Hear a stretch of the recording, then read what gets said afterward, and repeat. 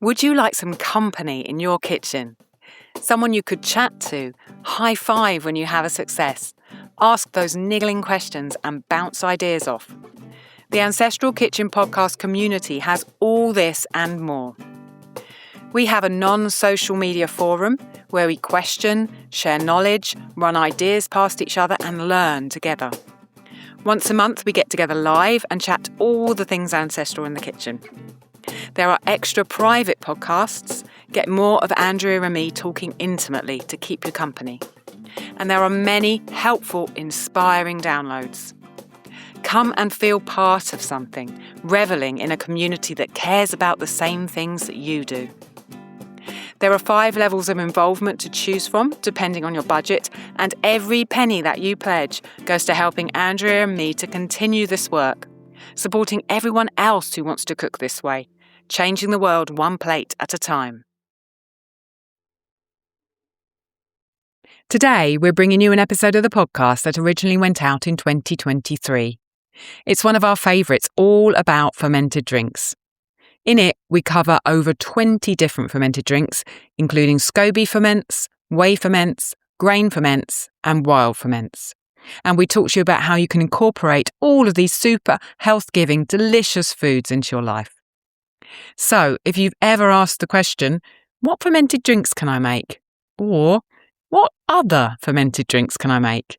This is the episode for you. For supporters of the podcast, there is a bonus ebook containing 4 of our favourite fermented drinks to download from the website.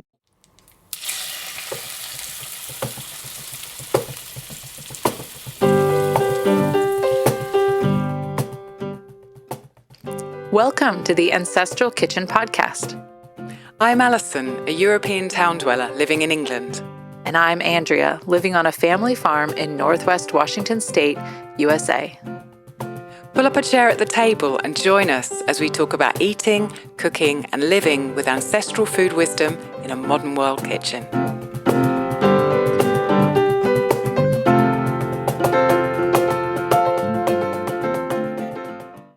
Good morning, Alison.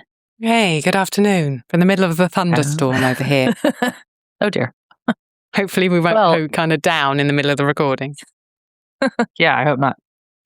It has been rainy and cold, but this entire week we're supposed to be in the 70s and quite sunny and dry. So that's nice. Yeah, we're switching weather temperaments from here. Indeed. So, have you eaten, or what was the last thing you ate? Well, actually, I'm going to tell you the last thing I made. Okay. Because it's actually for lunch today. And it is out of our new cookbook. So I have oatcakes fermenting. Okay. And so I'm going to cook those up on the pan today. And then I actually already slow cooked a heart. I cut it, put it into a container in the fridge. Yum. Strained the broth, fed the spent veg to the dogs. It made the dogs meal, like with their other meaty food, and poured the broth into a container, then let it cool, took the fat off. And so now I have a jar of fat, I have a half a gallon of broth, I fed the animals, and I have a heart in the fridge. Wonderful. So that was You're going to put it in the pancakes, are you? Well, what I was thinking was I'm going to lunchtime, we just don't have much time to make food. So like cooking it for lunch is kind of unrealistic for me. So I wanted it already cooked. And then, I can sort of shred it up and heat it on the pan while the oatcakes are cooking. Mm-hmm. And then the oatcakes go on the plates. I can pile the meat on top. Maybe I'll even scramble an egg or fry an egg or something like that. Yeah. And I got a little bit of sauerkraut left, but I do need to start more. And that recipe's in the cookbook too, actually. Yeah, indeed. So it's really going to be an ancestral kitchen cookbook lunch. So if listeners don't know about the cookbook, go back and listen to episode 56, which is all about the way we cook and the cookbook. And you can go find the cookbook. There'll be a link in the show notes. Or you can go just to Andrea's site, farmandhearth.com/shop, and you will see it there. And if you Wonderful. are a patron, you're going to get it. You already have it. So it's our gift to the patrons as well. So if you are a patron, go hop into your, where your treasure trove is, where you've got all your links of all the downloadables we create for you. So go grab it in there. Speaking of patrons, Allison, no, you have to tell me what you ate. I was going to say. Okay. Hold on. I was all excited about the patrons then. I know, me too. Gabriel's off school. It's a holiday here in Italy today. Oh. And so he joined us for lunch, which was nice. And we had something called Goethe. Now, I don't know if I'm pronouncing that properly. It's spelt Goetta. And it's a dish from Cincinnati that the German immigrants to Cincinnati created. A lot of people think it's actually from Germany, but it's not. And I made it 3 days ago in the slow cooker. So I put a pork shoulder in the slow cooker with lots of water and onions and celery chopped up. And I cooked it overnight. And then I shredded it all. I poured in a ton of groat oats, so whole oats before they'd been, rolled or anything. They're just whole oats. And then I did that about 7 o'clock in the morning the next morning and let those cook and soak up all of the stock that had come out of that meat. And then I added the shredded pork back in, stirred it around, put some bay leaves in and some salt and pepper. And that cooked for about another 5 hours.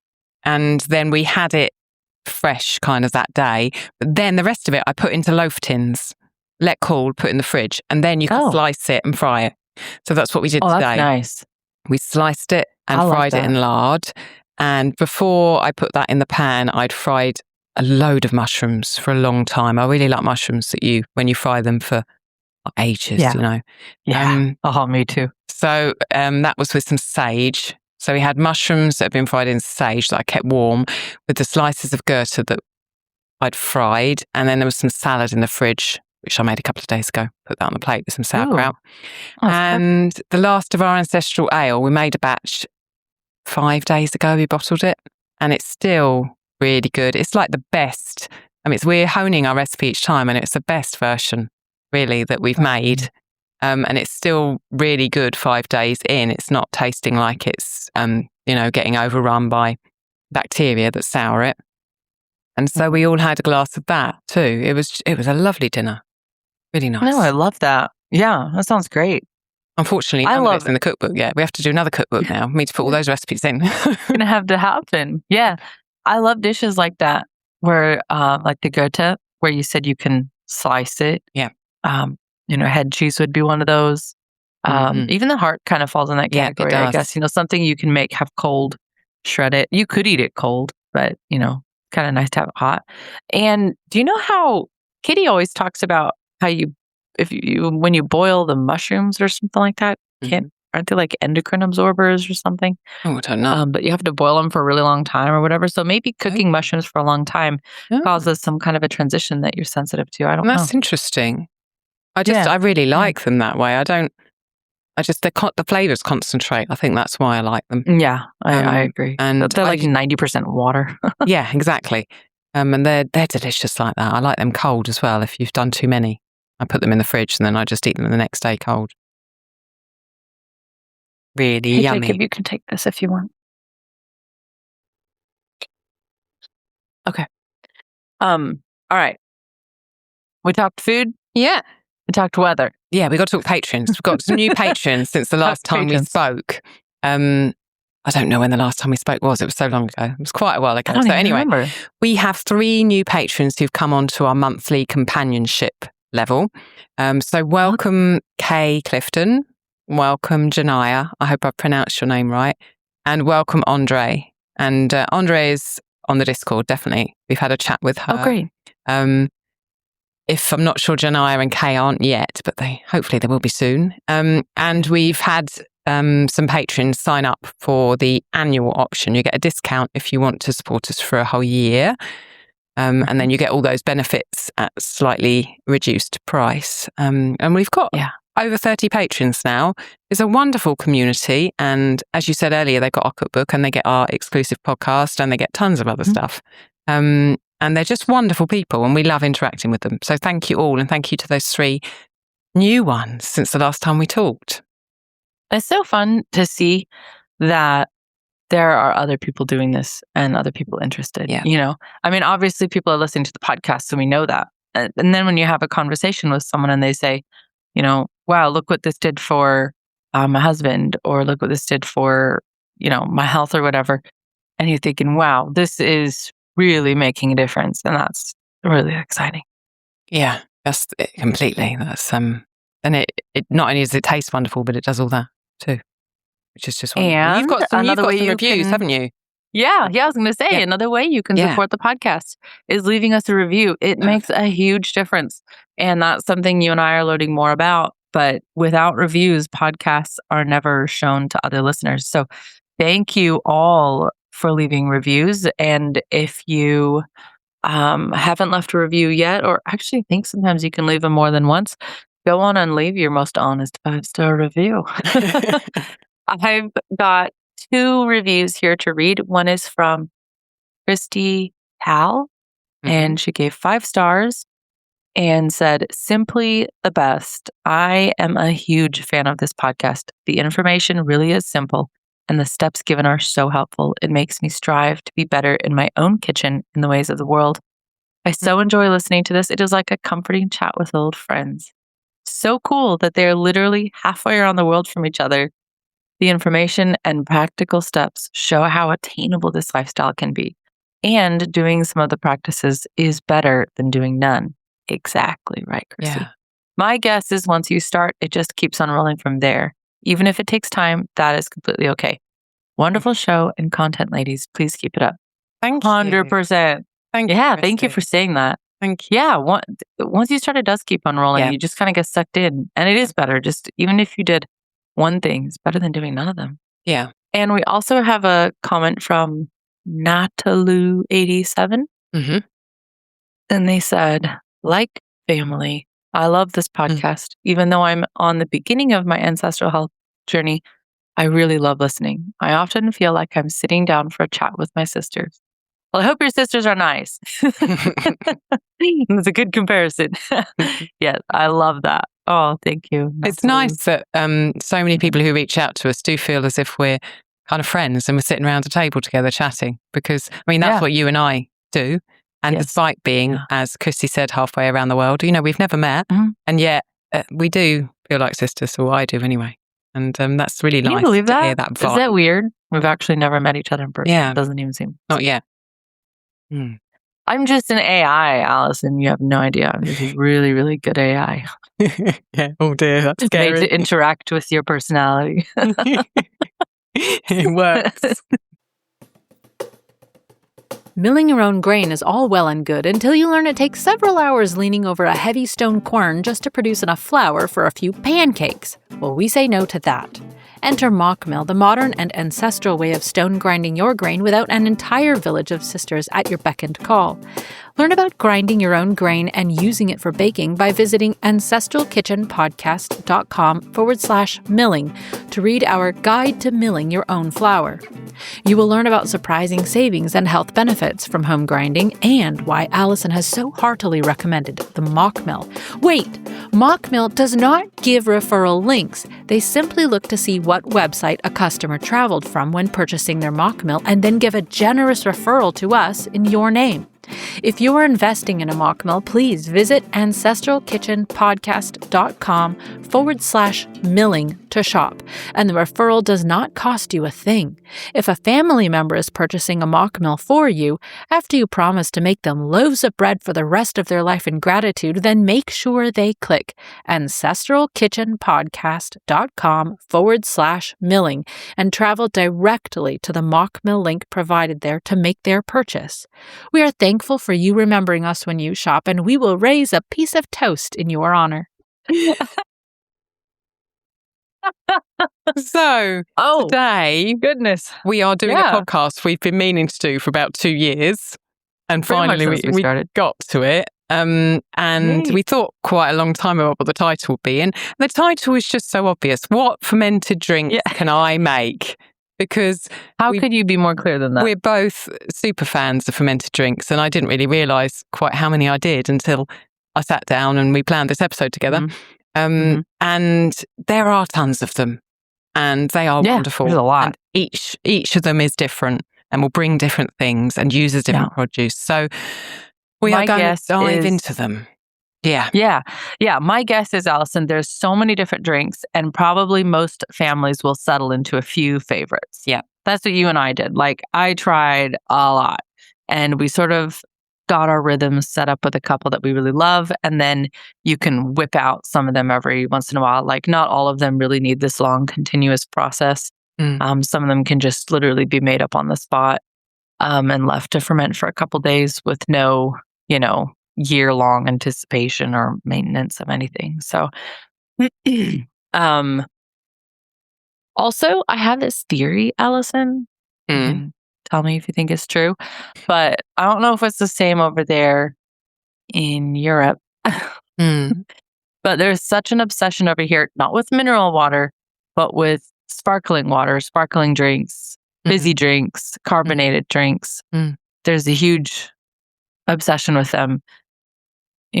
Bottled, like glass bottled water, and over here was brought out as a sort of response to the temperance push, where people were not drinking alcohol, but they wanted a bottle. So they would get like bottled water and mineral waters and things like that. Now there's these, like all the cans of sodas and things that you can get that aren't really soda, but they're sparkling. And my theory is that we're so obsessed with them because we're desperately craving fermentation. And we know that, like, our body knows that fizzy feeling is the result of yeast consuming carbohydrates. And so it feels like it scratches an itch, but it doesn't totally, because you have to come back for more and more. And like, there's really no satisfying. Like, people need a lot of it. So that's my theory. Yeah, no, that makes sense, that our bodies would have some kind of instinct towards bubbles, because naturally they are a produce of fermentation, which brings a lot of other goodies along with it. So I don't refute your theory. I think it's potentially spot on. So we're going to sort these. I also have a theory about straws, Allison. Do you want to tell us that one or not? My theory about straws is okay, I have to tell you, Allison. My theory about straws, because everyone's obsessed with straws, is that it's this like primal breastfeeding need. So you have to pucker your mouth. Why would you be so obsessed with a straw? Yeah. And why do you want your drink to go all the way to the back of your throat? I don't know. What do you think? Yeah. No, I can understand. I just try to think ancestrally and think what ancient tradition is pulling us back. Okay, let's move on. Let's talk about drink. So you divided our fermented drinks into sections to try, because we have so many of them. We thought we've got to put them in some sort of order. So we've got we split them up into the type of ferment they are. So we're going to start with Scoby ferments. Andrew, what's Scoby mean? Yeah. Do you know what Scoby means? A symbiotic culture or colony of bacteria and yeast. Right, there we go. I knew you know that, you see. It's just an acronym. So the first one that we've got under here is water kefir, which we make every single day. And in our house, Gabriel makes it, and he's just turned 9. So really, that explains to you, once you get into the swing of it, how simple it is that my 9-year-old can do it. It has water kefir grains, which are distinct from milk kefir grains, and it eats sugar. You can use many different types of sugar, and we tend to use a mix of a golden sugar and a very dark sugar, which changes the flavour of the kefir, what type of sugar you use. And then we do a second fermentation. Once those grains have done some of the fermenting, we bottle it, sieve the grains out, bottle it, and put extra things in the bottle. So perhaps pieces of fruit or some dried fruit, some raisins, pretty much always ginger, which helps give extra fizz. And that really the point of that second fermentation is to give you that fizz, which makes the drink such fun for children, to have that fizz. It's like a soda. Lots of people have asked me questions about water kefir, and we were just talking about the cookbook a few moments ago.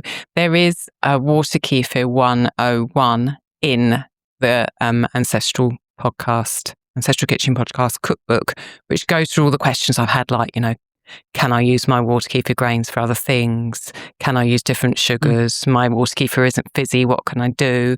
All the kind of questions that come up. But really, I love water kefir. We've been drinking it right back since when we first got Nourishing Traditions, so over a decade ago. Yeah.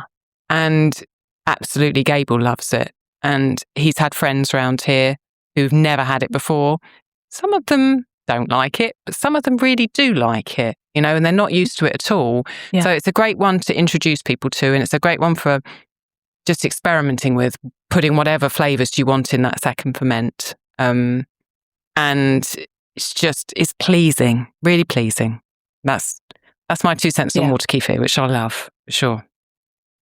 Yeah. And if it seems like we refer to the book a lot, it's because we made it out of the things we were asked the most about. Yeah. So it's joying the more it comes up, the more we hit the nail on the head. Yeah. The milk kefir, why don't you do that one too? Yeah. Okay. Milk kefir is another Scoby ferment, and the grains look similar to water kefir grains. They can be a similar size, but water kefir grains are usually transparent, whereas milk kefir grains are kind of creamy white. And really, I think the best way to make milk kefir is with raw milk, because it's so bioactive. Pasteurized milk has been wiped, its slate of bacteria and yeast has been wiped clean. Whereas if you work with raw milk, you're working with a real live product. Do go back and listen to the raw milk episode that we did a few episodes back if you haven't, because it's a wonderful episode. Milk kefir is stronger than water kefir. When they've done, scientists have done analysis on it, and it has more strains of probiotics in it. So if you are sensitive to probiotics, it's one that you have to take quite slowly. But again, it's just a wonderful ferment and so simple. You have your milk, you put the kefir grains in, you stir them around, and then you just leave it kind of in a warm place for a couple of days. Keep tasting it. Take the grains out when it's the consistency that you like. You could have just a very light ferment, or you can take it, to the point where it's separating and it's really kind of strong. And it's wonderful to drink. It's wonderful to put in smoothies. It's wonderful to put on top of fruit. It's really, really versatile. I know that people say that milk kefir grains and water kefir grains aren't interchangeable, and generally that is true, though I do know Kirsten Shockey has a course called 30 Days of Fermentation, which we talked about in the interview we did with her in January this year. You can get a 10% discount on that course with the link that's in our show notes. And in that, she does make a fruit ferment with milk kefir grains. So although generally you keep them separately, you put water kefir grains in water kefir, and you put milk kefir grains in milk kefir, you can experiment with them to some extent. And I've done that with water kefir grains as well. I've done water kefir grains in watermelon juice, in fruit juice, in other types of sugary ferments. You make milk kefir a lot, don't you, Andrea? Because you have so much milk. Yeah, we do. We make a lot of it. Well, I don't have so much milk right now since the cow's dry, but that's why I was making so much of it. Maybe a half a gallon a day, and I think we have about 6 half gallons left. So we'll see how long it lasts us. How long does it keep in your fridge? Cultured milk smoothie in Nourishing Traditions.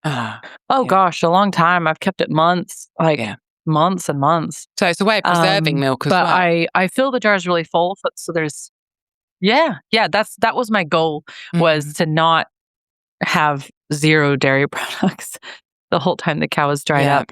And then I've been cobbling together here and there between friends that have cows, if they have a little extra milk, and grabbing some. And so that sort of combined is helping us mind the gap, as it were. Yeah. Are you looking for kitchen inspiration? Perhaps you're fed up with trying to make the recipes you find online suit your family.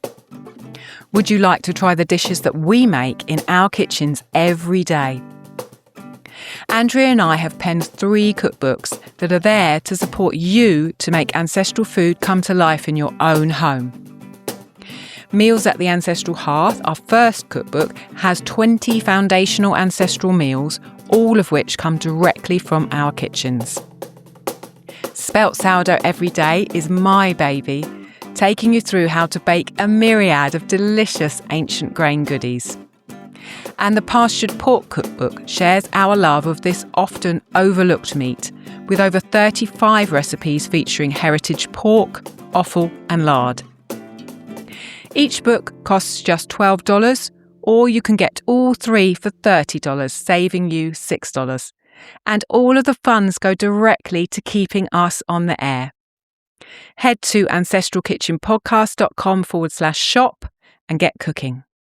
Kombucha is the next Scoby ferment on here, probably the most popularly known as a Scoby. And that's the one I would say we made the most of. I started making that years ago. And I did not like the store-bought ones, but I already knew the principle that if I knew a food was good, but I didn't like it from the store probably just messed it up. So that was true.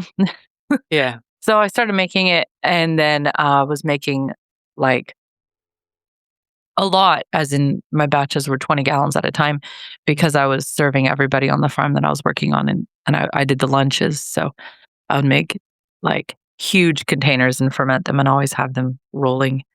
And then we started teaching classes making kombucha out there. That was really fun. Mm-hmm. And you can see some of those pictures on my blog at farmandhearth.com. If you just search kombucha, there's 2 that should pull up, 2 posts or whatever. One is just my basic kombucha recipe, which I'm not bragging. I'm just saying it's the best kombucha you've ever had. And I'm saying that honestly because that's what everybody tells me, but that's also my opinion. But then the other one that pulls up will just be different flavors of kombucha that I enjoy. So kombucha is kind of like water kefir, where it has a sort of neutral flavor of its own. You can totally drink it as is, but then you can also go back and flavor it. You can make it more fizzy by adding, I think dried fruits do the best for trying to make it fizzy versus sweet or fresh fruit. But you can bottle it. You can store it for quite a while. You can also use it to make a kombucha, a sort of a kombucha vinegar, if it gets really, really sour.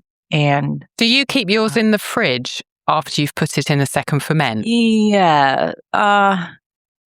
Yes. So I don't typically actually do a second ferment on kombucha. Okay. This is in the blog post, but what I typically do is once I've fermented the kombucha, I put in, like, I like the flavors of the fruits to be really strong. And if I ferment it for that long, then it would turn into a strawberry vinegar or so. So I will fill a half-gallon jar, say maybe 3/4 or halfway full with fruit if it's fresh, or less if it's dried. I know, a lot. And then I pour in the kombucha, I cap it really tightly, and I put it in the back of the fridge, and I go on with my life for almost a month. And then when I pull it out and strain it, I mean, I've had people tell me tell me how much, I'll pay you anything.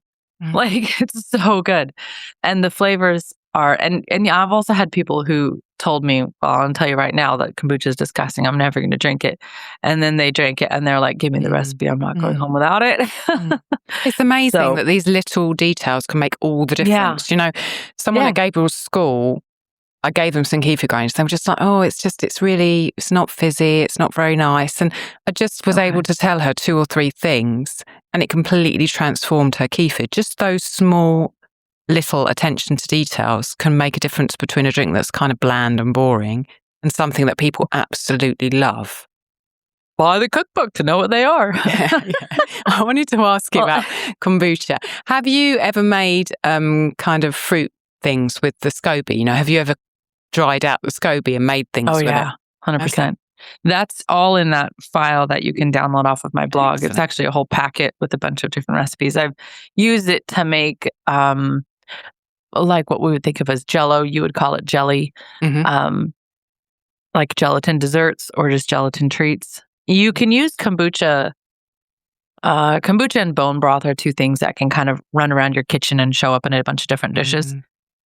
So if there's somewhere where you just need water, but it's a sweet something, or it's going to be cold, you can throw the kombucha in.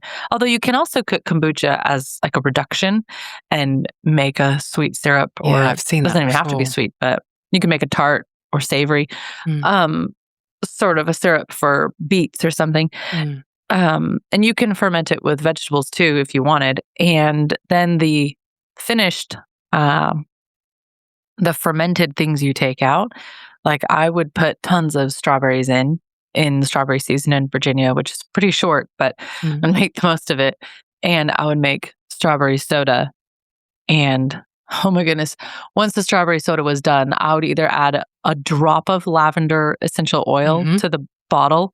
And so it was a strawberry lavender soda, which, I mean, you just can't beat that. Or I would add a little bit of lemon, and then you had a strawberry lemonade. And that was over the top too.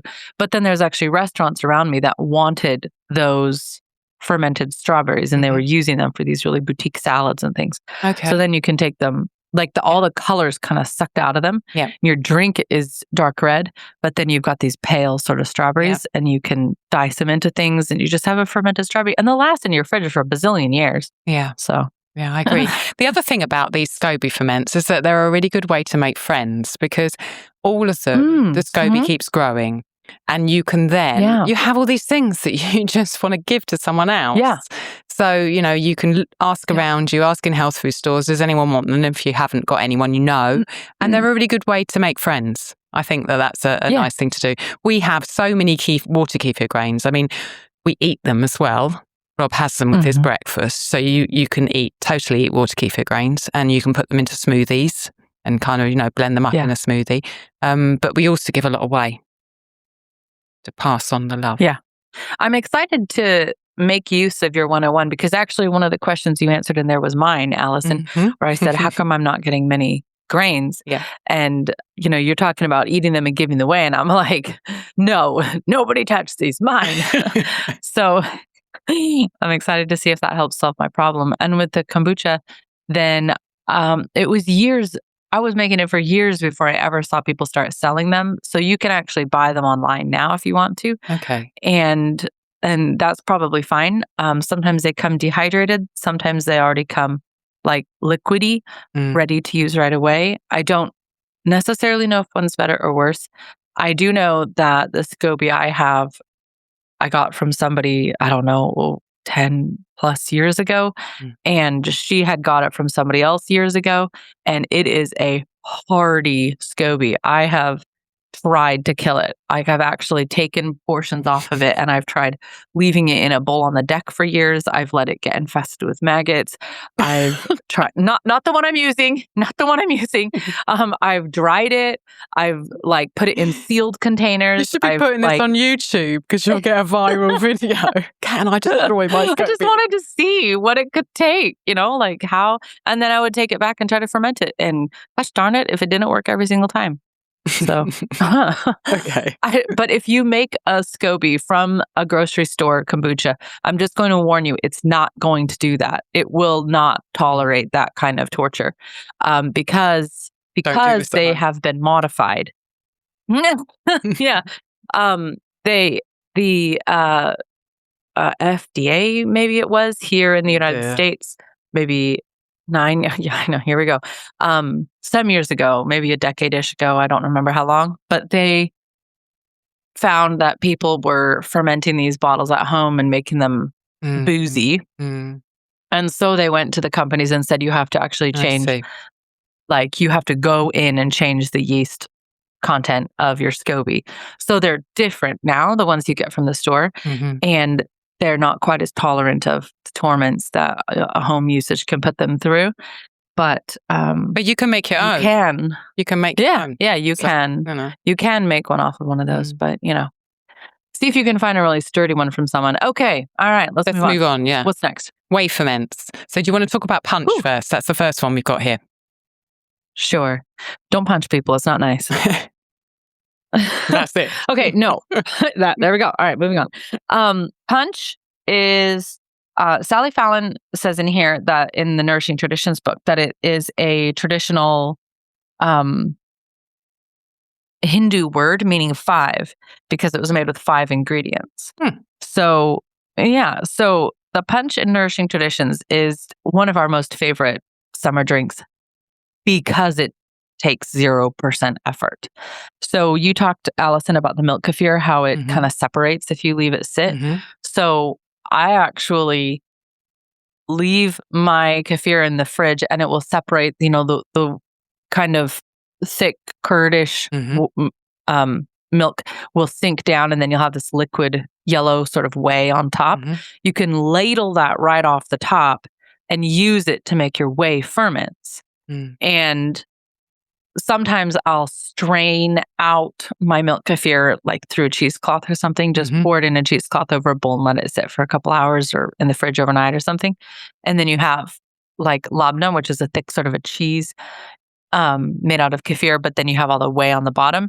And I pour that into ice cube trays and I freeze those. And then I transfer those into gallon jars in the freezer. So then I've got these jars filled with whey ice cubes.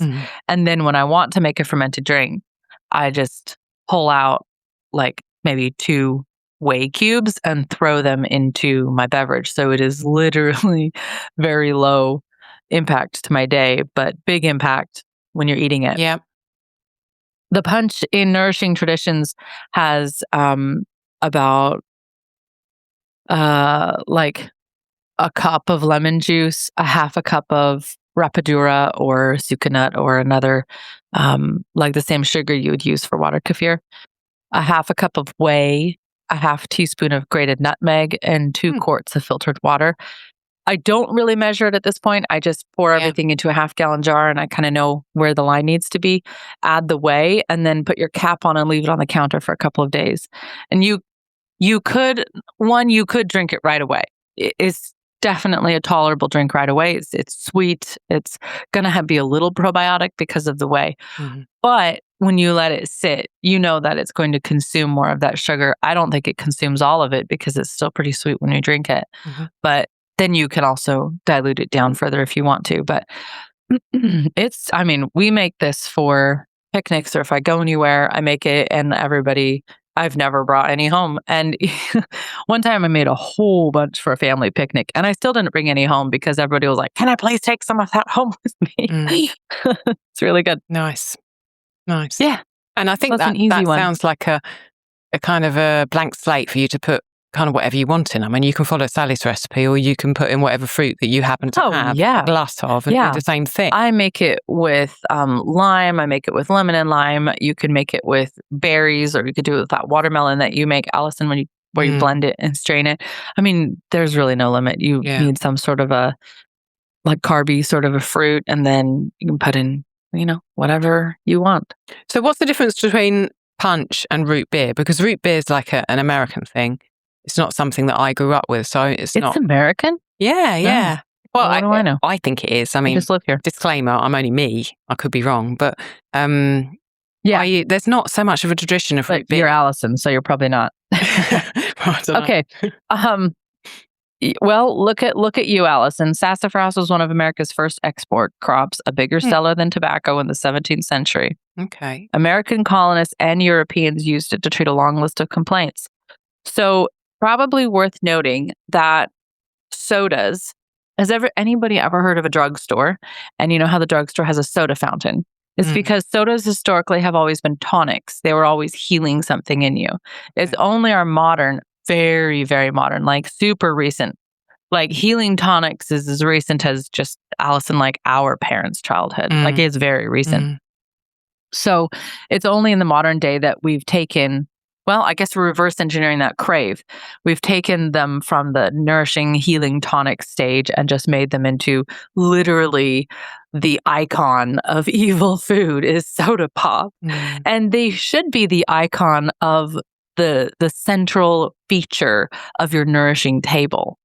But here we go, everything's turned on its head. So root beer is, as the name infers, it's a ferment made with roots, and you can use all different kinds based on your personal preference.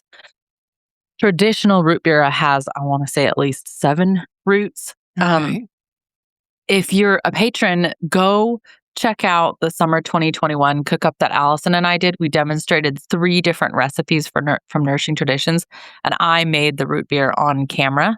And we also put the recipe for it we had permission to put the recipe in a PDF for you guys that you can download. So definitely check that out in your patron links. But basically the way you make root beer is you take whatever roots are your preference and you're going to simmer them in a pan until you have a concentrate. Then once it cools, I actually add I always feel like if I add the sugar with the roots, that I'm going to strain some of the sugar out with the roots. Does that make sense? Possibly, yeah. So I add the sugar after it's completely cooled. Yeah. Well, no, not cooled, but just after I strain it. Okay. So I simmer the roots, strain it, add the sugar, and any other flavors. I like to put in vanilla because, hello, vanilla. Let's just be happy all around. You can put in other spices like coriander, of course. You could put in anise. You could put in black pepper. Sally puts lime juice in, which I think is really good. It rounds out the flavor. It kind of could be whatever is around you, maybe whatever you have in your garden, whatever you love, whatever you need the healing benefits of. Maybe you want energy and better blood flow, so you are putting in black pepper just for that reason alone. And then, so you add in your sweetener as well, which could be molasses, it could be rapadura or sucanut. It probably could be honey, but I've never tried that. I tend to use my sugar in ferments so that it can be consumed quickly and easily without getting super sour. And then you just put it on the counter and ferment it again, like the punch. Yep. So it's the same thing, except instead of using juice, you're making a syrup out of roots first. Yeah, makes sense. Makes sense. Yeah. So okay. Tasty, though. Let's carry on our way. The next thing we've got down under Whey ferments, haymakers. Talk to us about that. Yeah. Okay. Haymakers is, as the name implies, it was used by farmers when they're making hay because it's rich in electrolytes. It's another recipe from Sally Fallon's. Although, Allison, maybe we should do a little bit of digging into it and see if it has a history and a context that makes it worth the oat book, because it's made out of water, oats, and lemon juice or cider vinegar. And then you can add a sweetener like molasses, which I think if you are literally making hay, you should definitely put the molasses in there. And then you just mix it and let it ferment again. So simple, tasty. That it's actually basically just a soaked oats, really. Yeah. Like it's just soaked oats and then you kind of drink in the water out of it. I don't know if you're supposed to drink the oats out of it. I don't. I strain them out, but then you can cook them. Yeah. And you can still use them, obviously, not throwing them away. Yeah, exactly. Okay, well, if you had a sick cow, you could actually make this for the cow, Allison. Use the vinegar instead of the lemon juice, and you can literally feed this to your cow. Yeah, and if she was feeding a little calf, the oats might be really beneficial for her as well. Yeah, how funny. Okay, I want to talk about beet kvass next, so I'm going to jump in. Yeah, I want to hear this. I love beet kvass. It's colour. That's why I like it the most, I think, because it just looks incredible. It comes from Ukraine, Russia, Poland area. All of those countries make it. And it's got a really long history as a health tonic. We were talking about health tonics just now. It's good for your blood, it's good for your liver, and it aids your digestion. Now, you can make it with whey or without whey. If you make it without whey, you're going to put more salt in it, because what you want to do at the very beginning of the ferment, you want to control the bacteria and make sure that the lactic acid bacteria have a chance to establish themselves in your drink. So if you put whey in, you're giving it a kickstart already, and there's lactic acid bacteria in that. If you're not, then add more salt, because salt inhibits other bacteria, and then you'll have that lactic acid bacteria growing naturally. You don't have to just use your beets once. So after you've left it to ferment, and you like the flavour of it, you strain it out, and then you can fill up the jar again with water and get a kind of a second runnings of it, which is a bit weaker, but still got loads of goodies in it. And it's not one that necessarily is sweet. I have made it sweet because what I have done is I've not put anything extra in the original ferment. I've just done beets, and then I've taken that and I've put it in a bottle, and I've put something a little bit sweet in it, like a little bit of honey, and I've closed the bottle and I've left it to ferment on the on the counter at room temperature. And that makes it kind of fizzy because the fermentation's still going on, aided with a little bit of extra sweetness. So you can have fizzy beet kvass, but traditionally it's not a sweet drink and it's not fizzy. Lots of cultures just, when they put those beets in the jar for the ferment with the water and the whey or the salt, they will add garlic, for example, or coriander seeds or bay leaves, or all three, to that fermentation.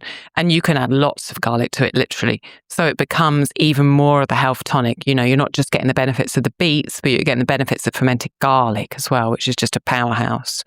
So it's not necessarily something you're going to kind of glug back like you might do water kefir or root beer. It's something that you just want to shot off, perhaps. Yeah. Okay, that's great. One thing I've learned from making it is that afterwards, the beets are wonderful, particularly if you don't do that filling up the jar again for a second time. If you take the beets out after they've just been in for a 4 or 5 day fermentation, that's how long I usually leave it, you can roast those beets afterwards. And if you've put garlic and coriander and bay all in with them as well, oh my God, they've got the kind like of a marinated beet, the edge of the fermentation on them, and yet they're still a bit sweet, and they've got all those spices on them, and you put them in the oven and they are delicious. Really, really. Would like that on my oat cakes, please. Yeah. Just give me 5 days. Really good. I'll do it for you. All of these drinks really produce amazing byproducts as well. Yeah, indeed. Most of them do. So we're going to move now from talking about whey ferments to talking about wild ferments. Maybe I should, I just want to throw in there, I'm not going to say any more drinks, but I'm going to say that with whey drinks, there are endless numbers of whey drinks you can make. And if you just need to spark your imagination, jump into the beverages section in the end of Nourishing Traditions. And Sally Fallon has brought in a really good collection of whey ferments from around the world. And that might spark your imagination, give you other ideas as well. Oh yeah, I've forgotten about sweet potato. We didn't put sweet potato fly down here, did we? I've just forgotten. No, we didn't. And we didn't do like the rice milk or anything. Yeah. But that's all things that you can investigate in that book. There's so many of them. You think you've got them all, and then wow, another one comes up. None. I know. So do you want to talk a little bit about making punch with sugar if you don't want to make it with whey and you're going to do a wild ferment? Well, I will, but I'm going to look at you for this too, because I always make it with whey. Okay. So I always make it with whey. But then when you said kvass could be made with whey, I did not know that. I always just thought you had to make it without. So then that works on the wild ferments too, with the punch and things like you said. You would probably put a little salt in there because, well, I don't know. I guess it depends. The lemon juice is pretty acidic, so you might not actually need any. So when I do kind of, I wouldn't call it a punch. I'd maybe call it soda or a naturally fermented soda or something. I generally don't use whey. I would use sugar. I would make sure the sugar content was enough in there to have enough yeast on it. The way that I do that is by making sure that, you've got a solid sugar content in there, but also you've got something in there which has got some natural yeasts on it. So you've got the skin of some fruits, or you've got lemon in there that's been, this organic lemon that you can leave the rind on it. You've got some herbs in there, maybe some rosemary that you've taken from the garden. And all of those things are going to have a kind of a natural covering of yeasts. Combine that with the sugar that you put in there, and wow, it does its thing generally. If it doesn't, try upping the temperature, or try putting more sugar in it. We'll talk in a minute about sugar content, but that's the way. Just like I was talking about with the beet kvass, where you can use whey if you want, but if you don't want, you've got to put more salt in. With punches, you've just got to make sure you've got that sugar and source of natural yeasts, and it will just do its thing naturally. So you would definitely want some lemon skins or something in here than others. Or maybe just like honestly shred in some ginger with the skin. That would probably do it. So what I did for the Patreons for this episode, we're going to do a bonus, or we've done a bonus that will have some of our favourite fermented drinks in. And I put a recipe in there for a raisin and lemon wild fermented punch, which just basically is made in the way that I've explained now, and all the specifics are in there. And then you can drink that, or I often use it to make a starter with, and will then make bread with it. So, these things are kind of like you said with the kombucha, they're multi-purpose. You can drink that, or you can use it and combine it with flour and make a starter and make a bread using harnessing those yeasts in your bread. So that will be up on the treasure trove, and we'll have other recipes and bits and goodies in for the patrons to dive into when they're ready. You mentioned just so briefly something that's really important. And I'll add a friend of mine, hello, Becca. She was making sourdough, and I said, she was like, oh, what is going on here? And I said, why don't you go take Allison's free course, the 10 steps for your sourdough starter? Literally like 2 steps in, you had solved her problem.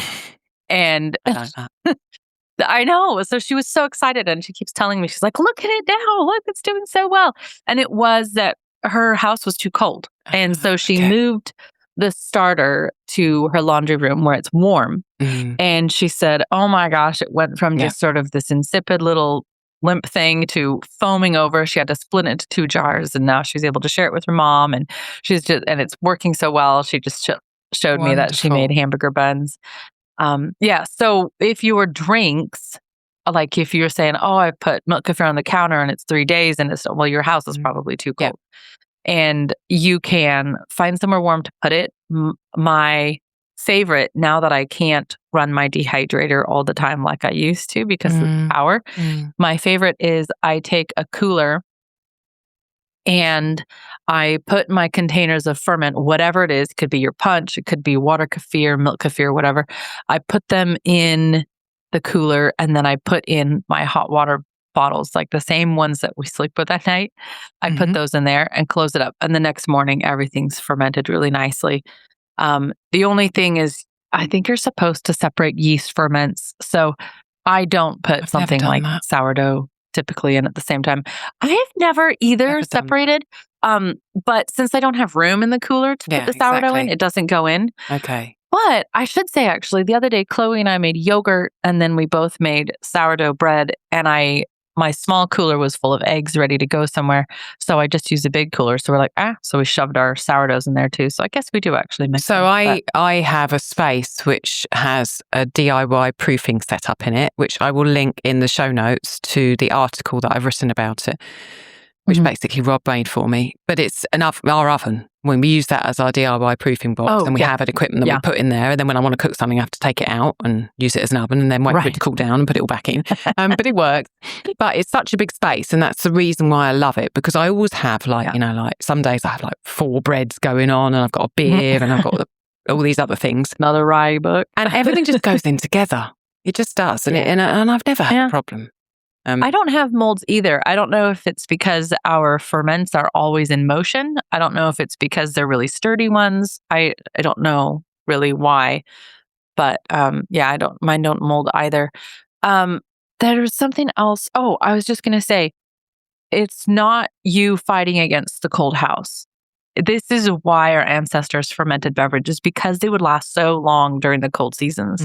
And also because you could make beverages out of things like I'm doing with the milk, for instance, and sustain yourself over winter. A lot of people historically, they weren't milking cows in winter. So the only thing you would have would be any sort of fermented dairies or hard cheeses and things like that. So then in the summer, you also tend to drink more. I feel like, at least I do, because we're working outside a lot and you're sweating a lot more, which is not to say you can't get dehydrated in the winter, but certainly in the summer, you can just go through the electrolytes a lot faster. So just think like an ancestor. Hey, you washing the dishes.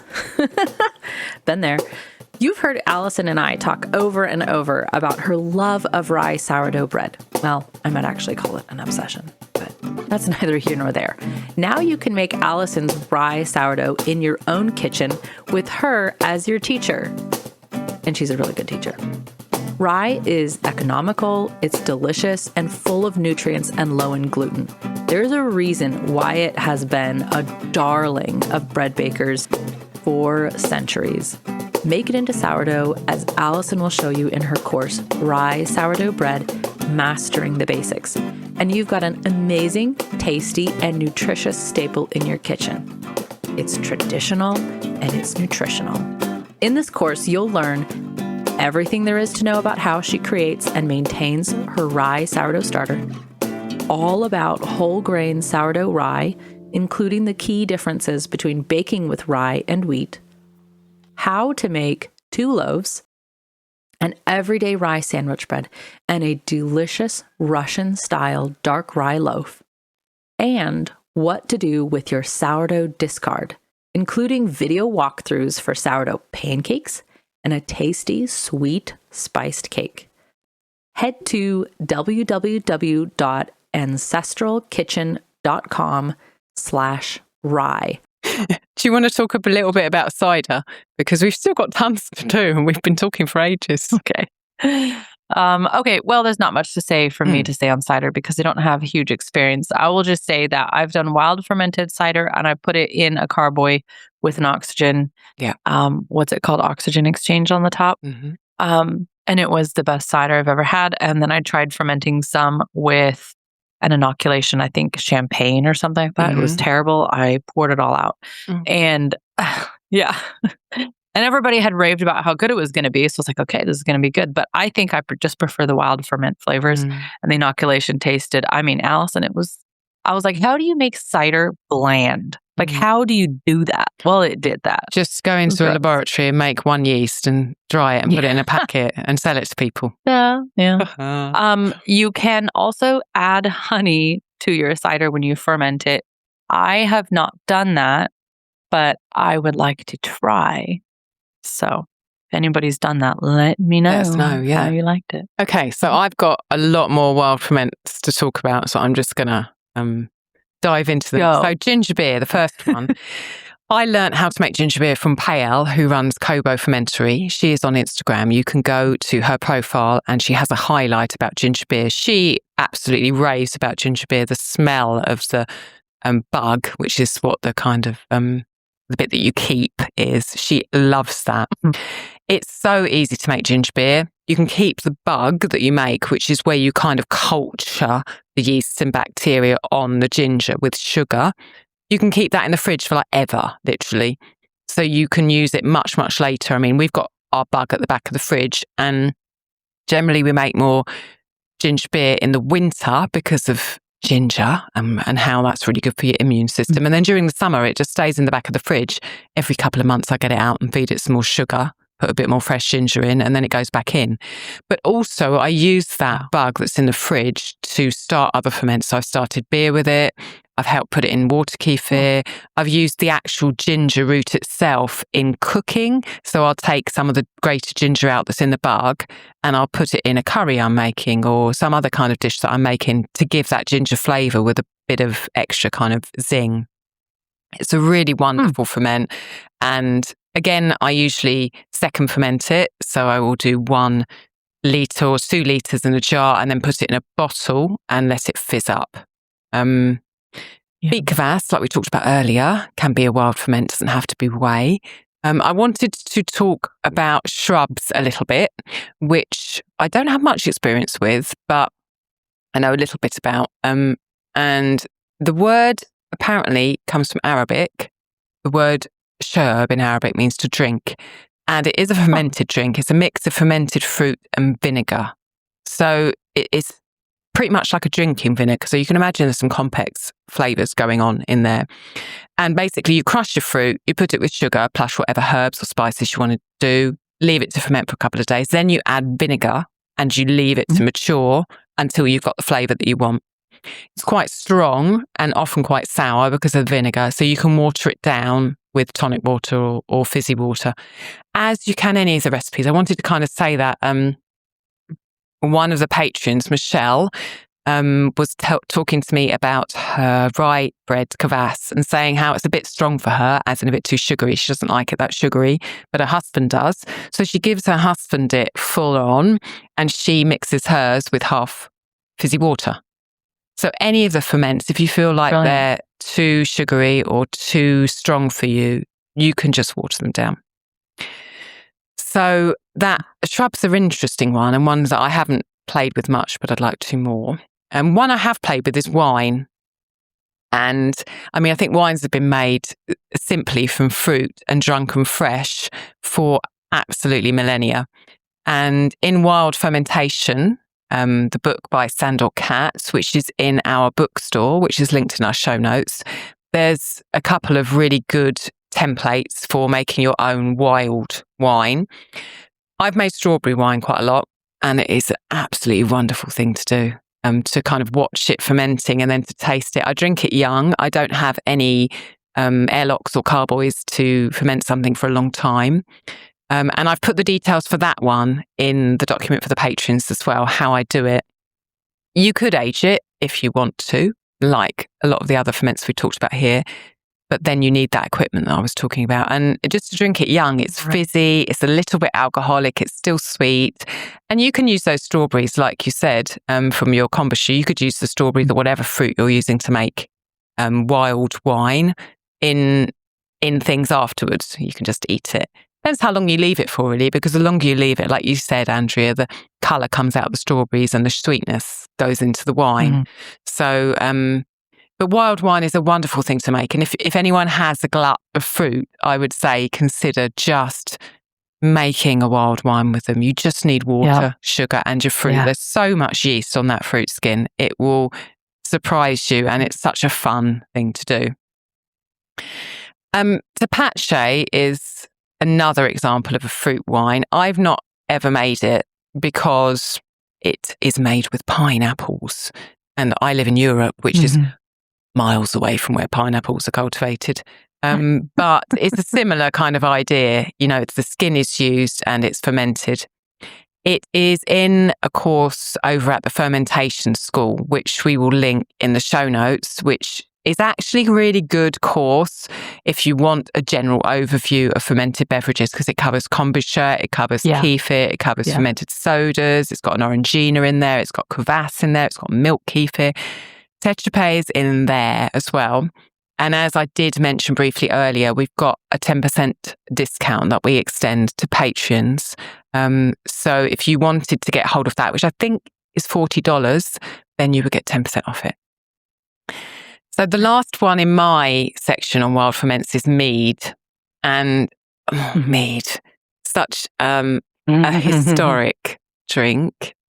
If you have read Stephen Harabuna's wonderful Sacred Herbal and Healing Beers, there's a really big section on mead in there, which is kind of historical, and you just never look at bees the same way again after you've read that. Just like the wild wine, I drink my mead young. I've never aged it.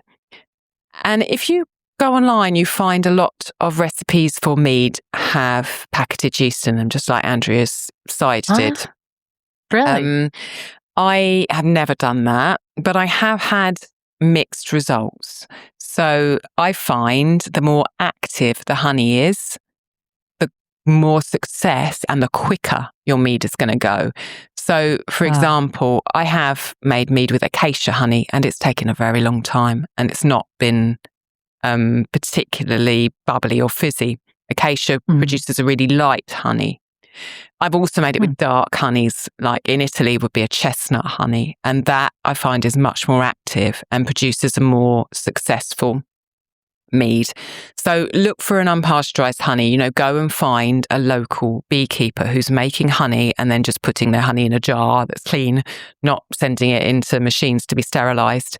And make sure you use enough honey in the ferment. You need to water it down because honey doesn't ferment on its own because it's not liquidy enough. But make sure you use enough honey to make sure there's enough sugar in that ferment to keep it going. And again, the same rules apply. Keep it warm because if it's not warm enough, it won't ferment. And it's a wonderful drink. You know, most people are used to mead that's been aged, but mead young is just fizzy and wonderful.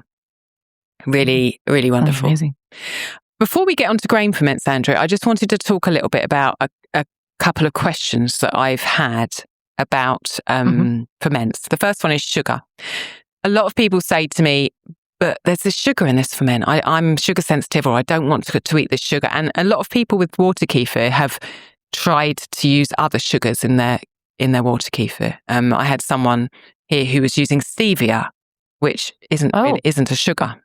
It's not going to work. So I would say at the beginning of making ferments, like 10 years ago, I was a bit concerned about it. But what I've learned is really that you are in charge of these ferments and you get to say when you stop. The shorter that you ferment any of these ferments with sugar in them, the more sugary they will be, because the less action there's been between the yeasts and the sugar to convert that sugar into byproducts and give you fizz. Right. The longer you leave them, the more the sweet taste will be removed because it's been transformed. And it's a balance because, drinking vinegar, unless you're doing it consciously in a shrub, isn't necessarily a pleasant thing to do if you want to drink. So you can leave any of these ferments forever and they will end up being vinegar. But you don't necessarily want to drink that. But it's up to you, and you totally can learn as you do these ferments. Okay, 2 days at this temperature gives me just a little bit of sweetness left, so it tastes really nice. But, I know that I'm not going to be imbibing that much sugar. And if you're making it for kids and you want to give them more sugar, then, you can say, okay, I'll only ferment it for 1 day. But the end result, generally, it does not equal the sugar that you put in. So I would say there's no need to be overly concerned about sugar. The other question that I get a lot is alcohol content, because any yeast ferment that you're doing is going to produce alcohol as a byproduct. Wild ferments, it's difficult to tell how much alcohol is in them because there's no one with a science lab who's going to go and be testing all these wild ferments and say, well, how much alcohol is in it? Because they're off doing things that chemical companies and medical companies are paying them to do. Things that make money. Exactly. But with alcohol, if you're wild fermenting, you're not going to get as much alcohol as if you're fermenting with a yeast from a packet, because you've got such a different mix of yeast and bacteria, and there's so many different things going in there. You get a mix of byproducts, and frankly, you get more interesting flavors. If you're buying a packet of yeast, that is designed to do one particular thing, and it's probably going to produce more alcohol. I know that some people have tested alcohol in kefir, and it's very low. Usually it's about 0.5 to 1%. But I would say if you're worried about alcohol content, go slowly with your ferments. Just try a little bit, just have like a shot glass or, 15, 20 mils of that ferment a day. And also do what we said earlier, which is water your ferments down. So you're going to be having more hydration from the water, and you're going to be having less alcohol. Right. Do you have anything you want to add to that, Andrea? No, you covered it. I feel like I'm talking really fast to try and get all the rest of the content. People are probably on there slowing the audio down like, what? Okay, so let's go to grain ferments. And I think probably I'm going to talk a lot here as well, aren't I? I think you could write a book on this, Alison. One day. So I've got 4 grain ferments to share with you. The first one is boza. Boza is from the area around Turkey. It's something that we have all the time in our house. Literally, I'm either making it or I've just made it. We drink it straight. Sometimes we make it more liquidy and we drink it. Sometimes we eat it with a spoon. It is an absolutely wonderful drink to ferment. I think it is the favourite drink in our household because of the flavour. It is sweet, it is sour, but it is fizzy in a way that isn't like bubbles in kefir. So you don't feel the physical bubbles on your tongue, but it just fizzes. The flavour fizzes in your mouth. It is just amazing. And the reason I started making it is because I wanted something for Gabriel, who at that time was not eating any dairy and was lectin free. So it's made with millet. You can make it with other grains, and other areas of the Balkans around Turkey have made it with other grains, but I make it with millet, which makes it lectin free, gluten free, and dairy free. And Gabriel absolutely adores it.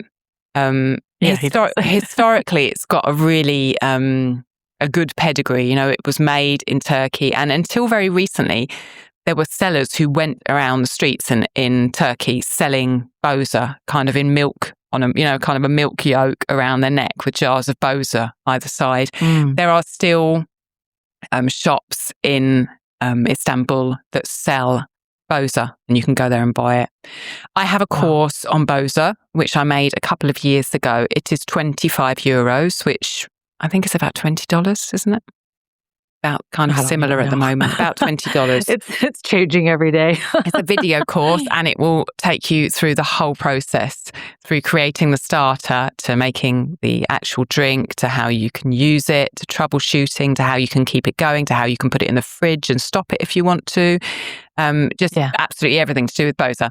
It is just an amazing ferment. Do you have anything you want to ask about boza that I've forgotten in my love of boza to put across, Andrea? I just think I don't think I ever heard of it before you talked about it here. I've never been to Turkey, and I don't know many people from Turkey, so it had never come up. But I did look it up after you first started talking about it, and you're right, they do sell it, but I don't think it's really the same as what you're making anymore. It's like a more modern version, like inspired by, and then you can get all these toppings and stuff. So I think really the way to get the experience would be find somebody there who was traditionally making it, or take Allison's course and traditionally make it yourself. Yeah. But what a great option for people who want. I've seen the boys come home one time when you and I were on video, they chucked themselves right down in the chair and started sucking down cups of that. That Gabriel loves it. It's like, where's the boza? What's the boza? It's just, out of my way. It's a wonderful, wonderful ferment. And it doesn't give you any, this and the water kefir I wanted to ask, they don't give you that kind of effect that too much like sauerkraut and things can do? They are not as, so they're not so much of a problem for me as sauerkraut. Okay. There are various different strains that yeast and bacteria give off, and some of them I have a problem with histamine with. So some of them give off more histamine-producing bacteria. Some of them don't have those histamine-producing bacteria, and some of them affect me in different ways. But boza and water kefir I find less potent in that way for me. So I think for me particularly, they don't have the strains in that cause me problems with sleeping and with histamine issues. So do you think it's possibly then, since we haven't had yours tested and everybody's in their home might be different, but you think possibly that indicates it's a lower histamine drink? Yes, I would say so. I mean, everyone reacts differently, and I don't actually know because I haven't tested them and I haven't tested the effect they have on my body. But, I've got 10 years experience of drinking these ferments, so I kind of know how my body reacts through experience. And really the main thing is, if you can't have dairy and you can't have gluten, and maybe even you can't have lectins, you can still make this and it will taste amazing and kids will love it, and you can put it in smoothies. You don't have to use milk kefir in smoothies, you can use boza. And even if you aren't dairy free and you aren't gluten free, if you want something that's unusual and interesting and so good, it's a wonderful, wonderful drink. Okay. Perfect. Okay, let's move on to my other love in terms of grain ferments. I've got so many of them, which is suans and swots. Suans and swots are a traditional Scottish oat ferment, and they are something that, again, I have a course on, which is over at the fermentation school. Suans is a wild ferment made with traditionally the husks that came back from the miller after the Scottish had their oats ground into oatmeal. So they'd get their oatmeal back, which they'd use to make porridge and oatcakes and all those other good stuff. And then they'd have the husks, which had bits of the white endosperm of the grain still clinging to them, little minute bits. And rather than throw them away, they fermented them. And they made two products with it. A porridge, which is suans, and a drink, which is the fermenting water, which is called swots. And we cook up the suans mainly as porridge, but you can also drink the suans by watering it down and making kind of a thick, wintry sort of, put your hands around a mug drink. But generally we drink the swots, which is the wild fermented liquid that those oats have been in. And we drink that straight. It's got a kind of a tart, lemony flavour. We drink it cold in the summer because it's really refreshing. A bit like the Haymakers water, I think, that we were talking about earlier. I was just going to say that. Yeah, it's similar, really similar. And we also drink it warm in the winter. And I love to put spices in it. So I put like anise, cardamom, nutmeg, all those lovely warming spices and heat it up in the winter. I also use it in breads and to kickstart other ferments. It's a really versatile thing. And the good thing about it is you get your porridge as well. So you've got this porridge, which is really easily digestible because it doesn't have any oat bran in it, which is where most of the phytates are. It's been fermented, so it's going to be lower in phytates anyway. And then you get this drink as well, which you can just keep in your fridge and, have cold, have warm up, used as a starter. It's absolutely wonderful. Yeah. Really. And I've been... Yeah, go on. Oh, no, you finish. I was just going to say, I've been doing Suins and Swats now for nearly 3 years. A lot, almost continuously. And I just can't get bored of them. They are the flavour of the oats and the flavour of the wild ferment and the fact that you have this porridge and a drink and the many ways you can drink and eat both of those things. I absolutely love them. I really do. And I think that comes across in my course. So many people have taken that Suins course. It's one of the most popular courses at the fermentation school. And I'm just so enthusiastic about it. It's a wonderful way to use oats in a way that people don't know about. And it will surprise you and then you will get hooked if you're anything like me. What were you going to ask me? Oats are gluten-free, though that they grow gluten-free, correct? And the only reason I think you said that they might not be gluten-free is due to being processed on equipment. Yeah, that's right. That also. Okay, so we get our oats from a mill. It's actually literally across the highway from us, a farm and a mill out here, and they only do oats. So they are all labeled gluten-free. Yeah. Completely. And do you... So put the links for these courses in the show notes for sure. But also, which one? Okay, Adriana upgraded her Patreon account to the next level. That's right. Which was the one that... So she got the boza course free. So Adriana came up to our stewardship level on our Patreon. And because of that, we gifted her my boza course for free. She also then gets a 30% discount on my Suins course and my sourdough rye bread course over at the fermentation school. Yeah. Jeez, that's awesome. I love it. And that is something she can make for the rest of her life. Yeah, exactly. Literally, the rest of her life, she can be making that her grandkids, What an awesome gift you're giving us. Okay, let's hear about the rye kvass. Yeah, so rye kvass is next. So rye kvass is another grain ferment because it's made with bread. It's absolutely delicious. And in Russia, basically, it's a traditional beer, I would say. Okay.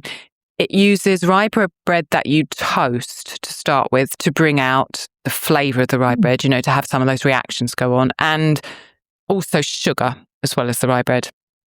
And I've made it 2 ways. One, which I have an article on my blog for, just uses bread and sugar. And when you've done that first ferment, that bread then becomes a starter because it becomes inhabited by all the yeasts that have been in that starter, and you use it again and again and again.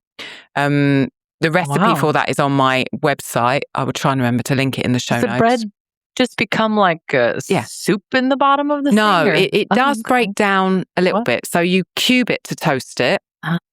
But as you use it more and more, it does break down. But it kind of like crumbs, wet crumbs. You can imagine breadcrumbs wet. Okay. And I use a sieve to strain it, each time into a second ferment, into a bottle. And then you take what's in the top of the sieve, which is the starter. You put it back in a clean jar, more sugar, start again. That's the way I do it. The other way you can do it is by just using that bread once. So you do the same thing. You cube the bread, you toast it, you put it in a jar with sugar and any other flavourings you want to do. Then you put sourdough starter in there. Oh, Ellie, so unheated. Ellie from Ellie's Everyday does that. And I know that Michelle, the patron that I was talking about earlier, does that too.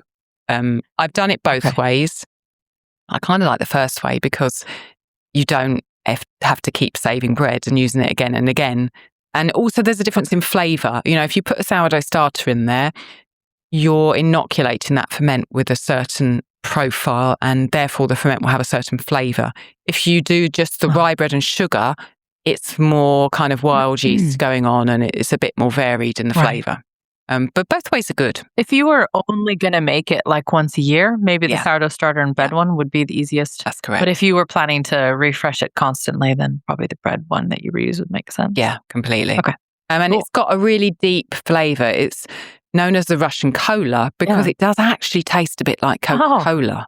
Not that I've tasted Coca-Cola With for the rye, I can imagine. 15 years, but it does taste like Coca-Cola. Sometimes in the second ferment, I will put mint, which is a traditional kind of flavour for the second ferment. But I know that if you put zest in there, like lemon zest or orange zest, they both go really, really well. And it's orange. It's really nice with orange zest. Do you ever heat this one? No, I've never heated it, but you could, I imagine.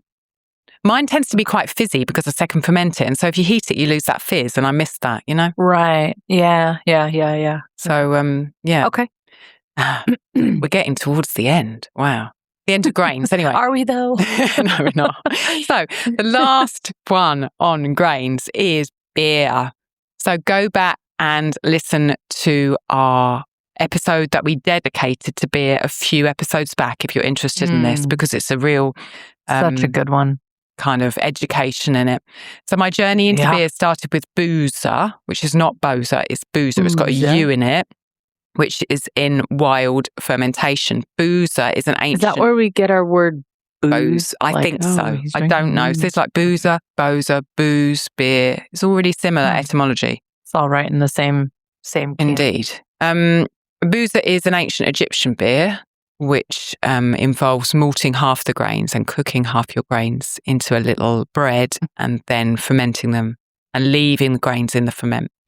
I've kind of moved on in exploration since then, and I'm now making a kitchen-based, home-cultured, home-malted ale that's free from hops and doesn't taste bitter like our modern beer has become.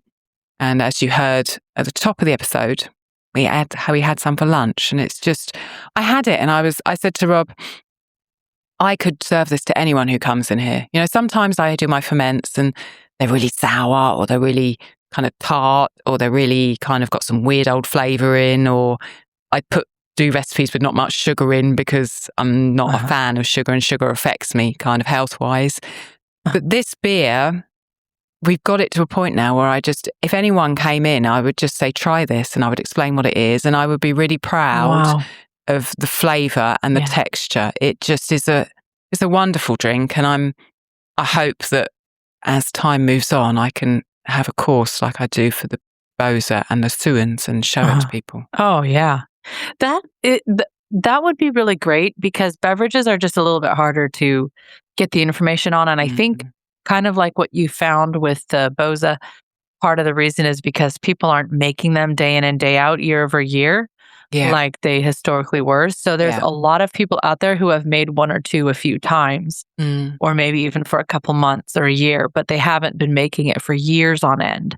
And so they don't have as many iterations, or they can't say, well, when you use this bread for after 2 years, it does this. That's what I need to do with the beer. People have asked me for a course, but I need to just do it again and again and again with different starters, different grains, different, and learn everything about it before I'm prepared to go and show people, because I want to be able to help with everything that goes wrong and be ready for questions. So that is something I would say.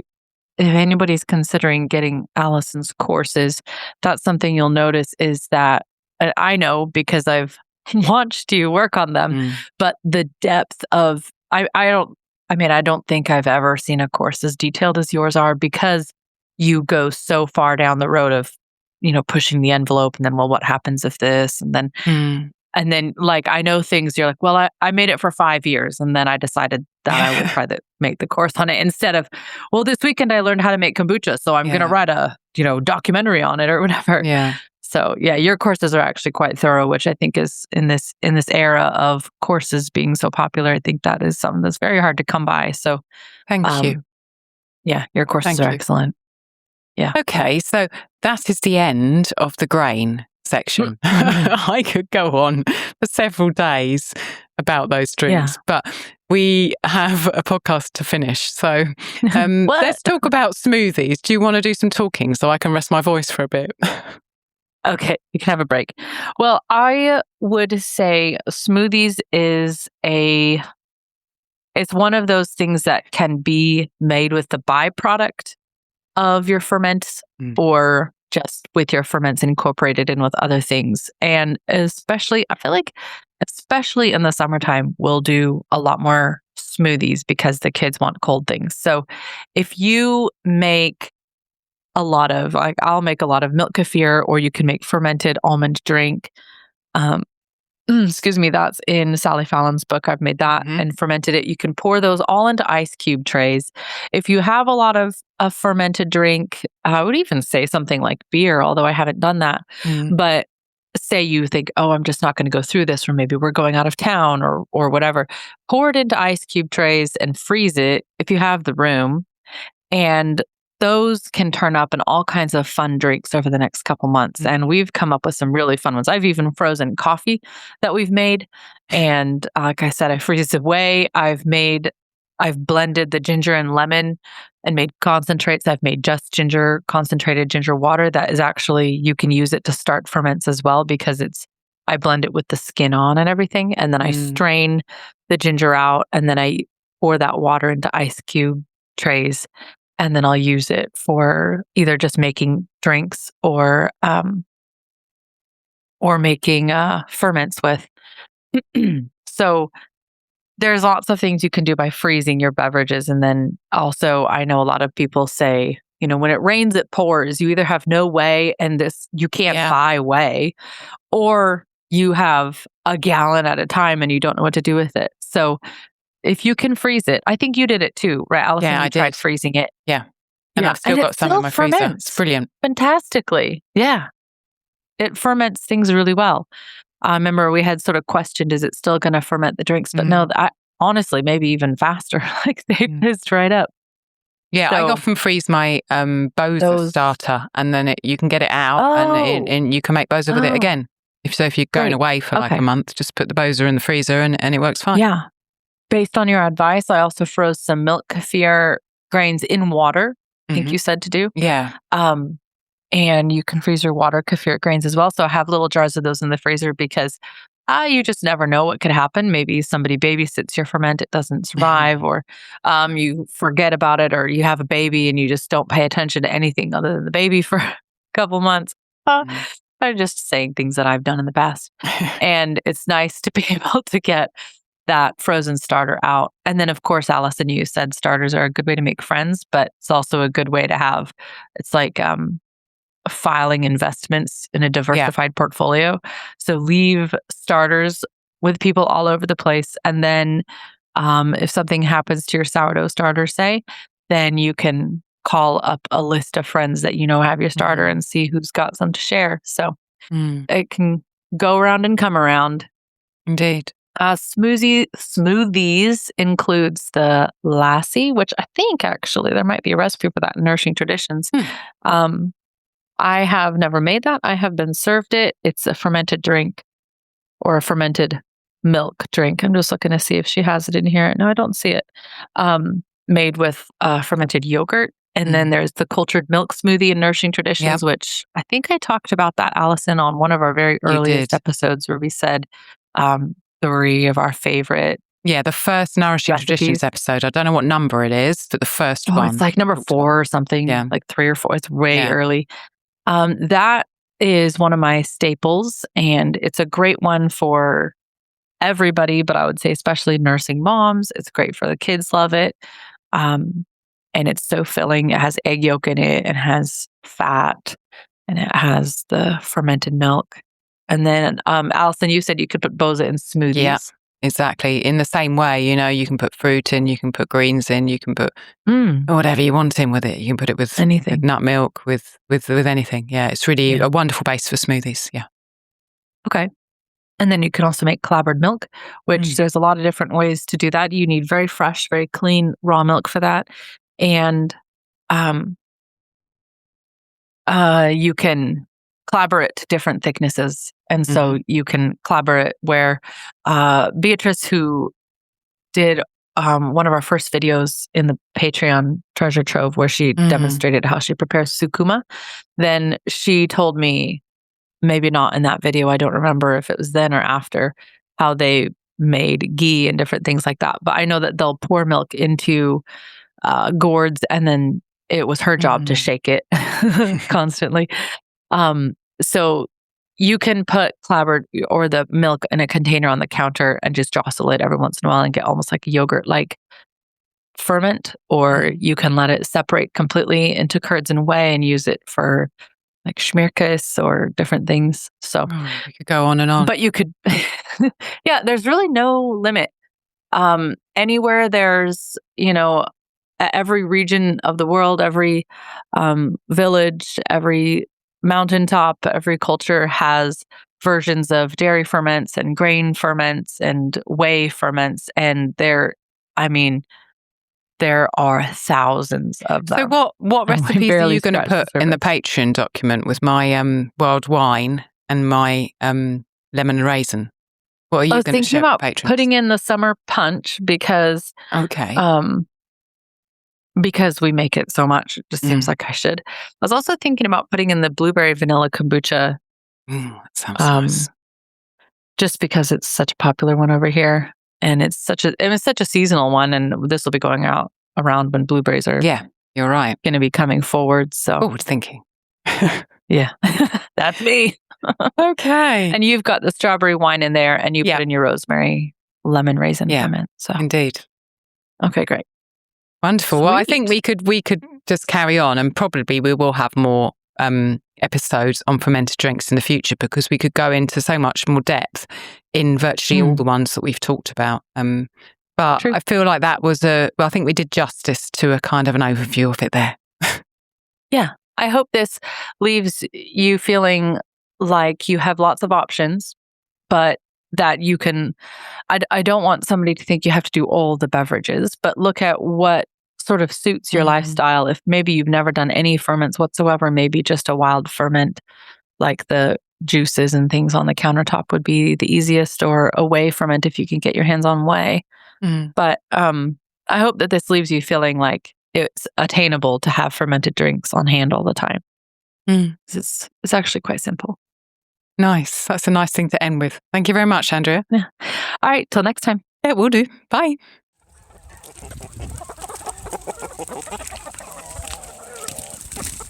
If you'd like to support the podcast, you can join our community. Choose from various levels depending on your budget. Take a look at what we offer at ancestralkitchenpodcast.com/join. You can sponsor an episode or check out our beautiful sustainable merchandise at ancestralkitchenpodcast.com/merch. Don't forget to leave us a 5-star review on Apple Podcasts. And if you know someone who would love our show, tell them about us. Thank you. You are helping bring ancestral food into modern kitchens, changing the world one plate at a time.